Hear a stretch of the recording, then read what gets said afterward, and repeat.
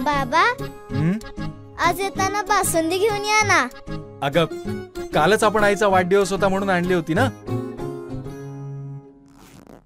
ऐकलं, गोकुळची बासुंदी पुन्हा खावीशी वाटतेय. खरं सांगू, मलाही खावीशी वाटतेय. पुन्हा पुन्हा खावीशी वाटणारी गोकुळ बासुंदी.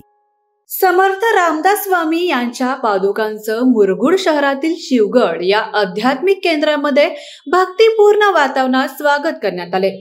सज्जनगडावरून आलेल्या स्वामींच्या पादुकांचं स्वागत, दर्शन आणि पूजन असा कार्यक्रम या केंद्रात संपन्न झाला.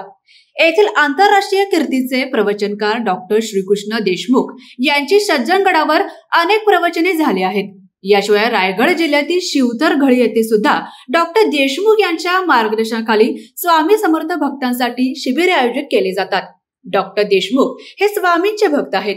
प्रकृती अस्वस्थ असल्यामुळे स्वामींच्या पादुका दर्शनासाठी त्यांच्या निवासस्थानी नेण्यात आल्या.